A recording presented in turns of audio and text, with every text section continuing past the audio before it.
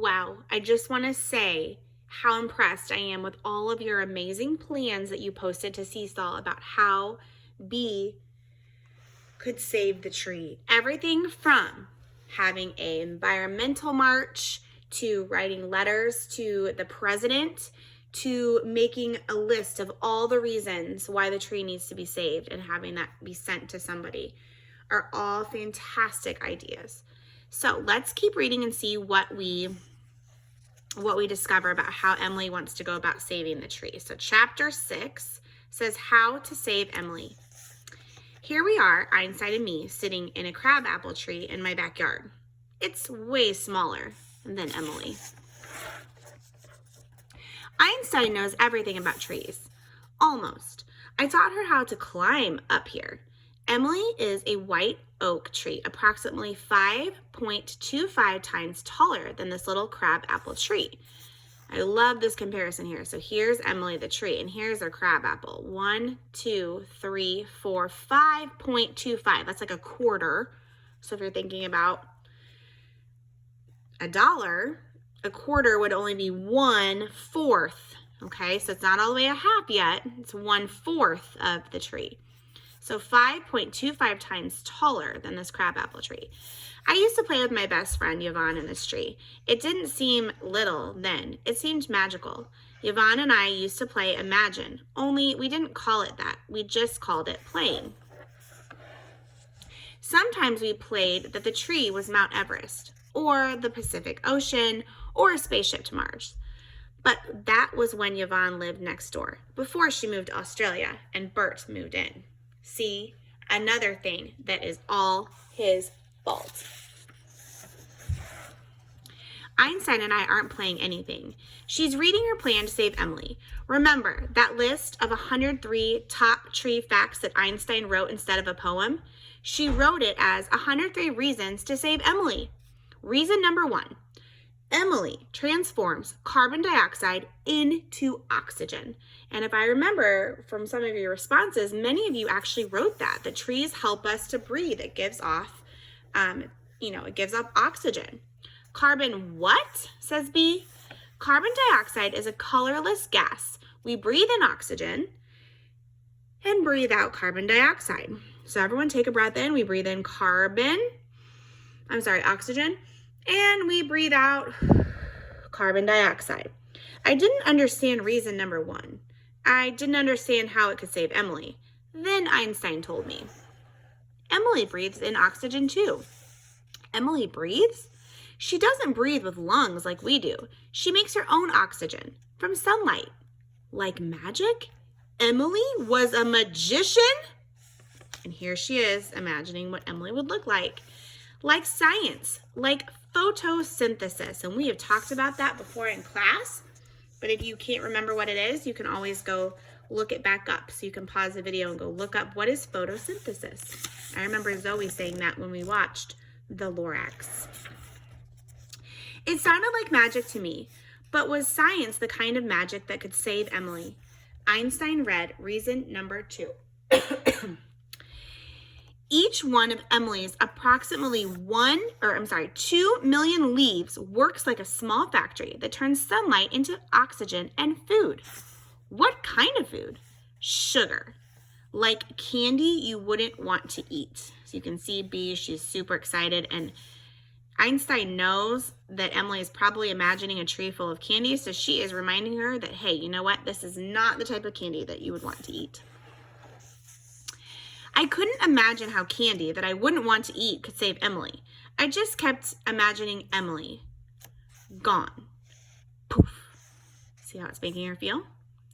Don't imagine Emily gone. Draw her here. I drew Emily, the magician, in Einstein's notebook. It was hard enough to draw sitting in a tree. Bert made it even harder. Why would Bert make it harder for her? Maybe harder to concentrate. She's just so angry with Bert, right?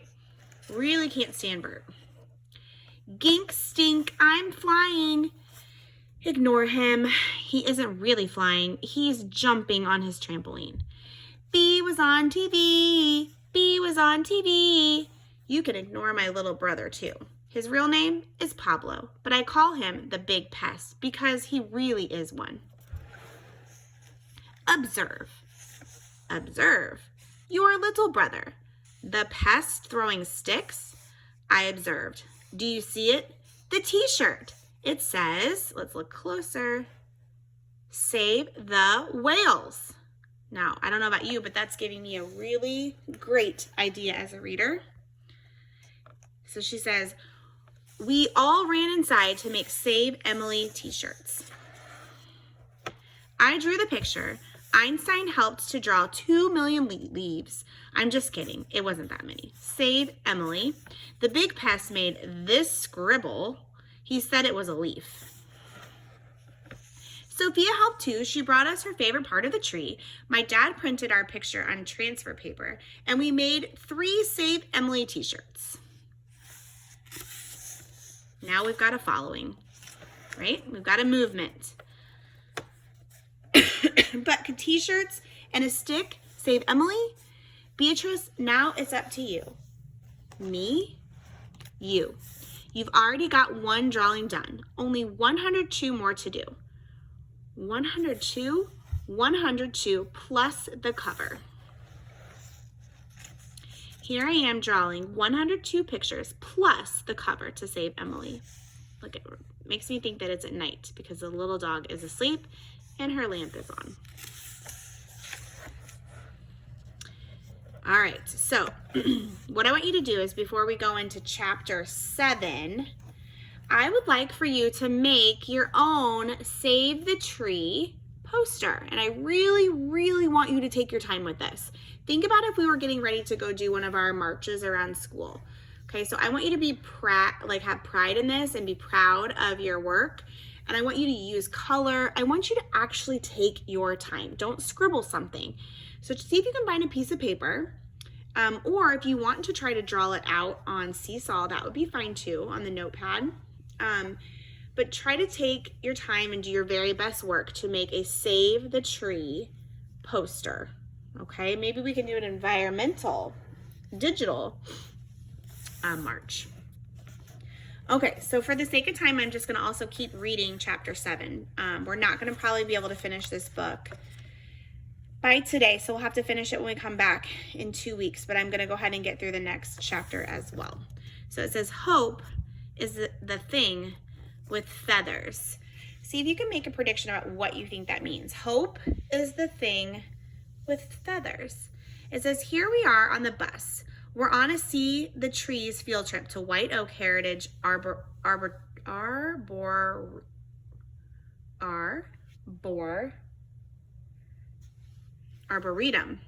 See how I sounded that out? Arboretum. Arboretum.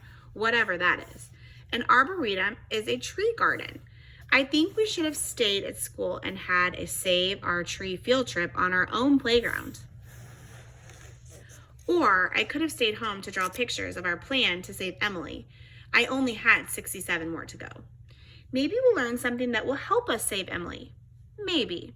Welcome, I'm Ranger Ann. Today we're going to learn about some fascinating flora. Trees. I think trees stink. Now, I'm sure you can guess who that might be. Maybe if you know who was in our group. I can fly! I wish that Bert really could fly. Far away, like Mars, Pluto is 6 billion more miles farther away from Earth than Mars, or Pluto. One of the best things about drawing pictures is I can send Bert to Pluto. Or make him disappear just like magic. Poof. I wish. I think trees stink. You might actually see a stinky ginkgo dinosaur tree, Bert. Stinky ginkgo dinosaur tree? I wish that Bert would just be quiet.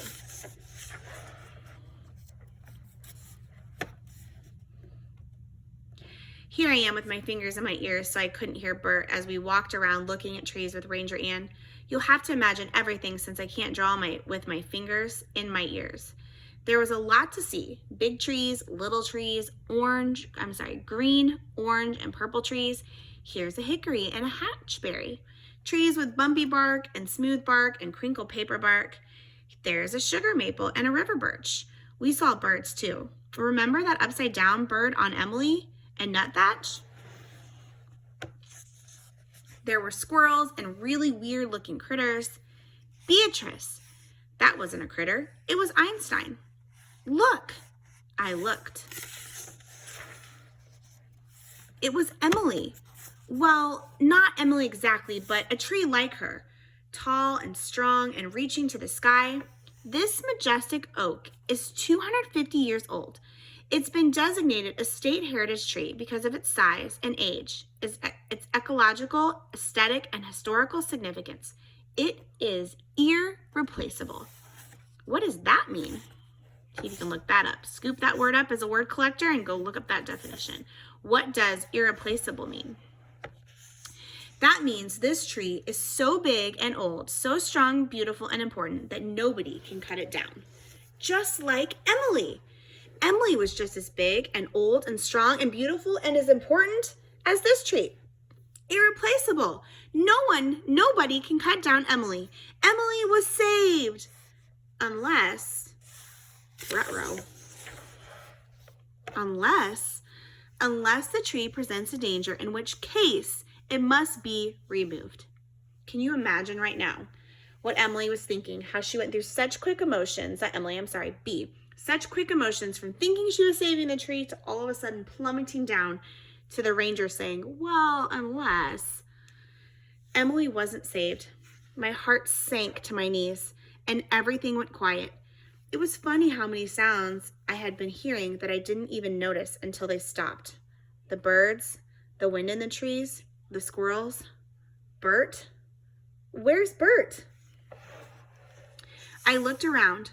Where was Bert? He had disappeared, just like I had always wished. Almost. Quack, quack, quack, quack. What is that? Bert? Or is that Bert? It sounds like Bert found a pleated woodpecker. Follow me. We followed Ranger Ann. She followed the sound past orange trees with bumpy bark, quack, quack, quack, and purple trees with crinkle bark, quack, quack, quack, and green trees with red bark. Everyone say it, quack, quack, quack. The sound got louder and louder. Let me hear it, quack, quack, quack, until we came to a clearing. Clearing is an open area, like in the woods. Quack, quack, quack, look, there was Bert. He was looking up at the golden tree with his mouth wide open, but no sound coming out. The sound was coming from up in the tree. Einstein passed me her binoculars. Here's what I saw. It looked like a dinosaur, or Bert if Bert had bright red hair and black wings. Ranger Ann whispered, it's a pleated woodpecker. We stared at the bird. It stared at Bert. Then Bert did something he had never done before. He whispered, hello, pterodactyl. The pterodactyl, the woodpecker, whispered back, quack.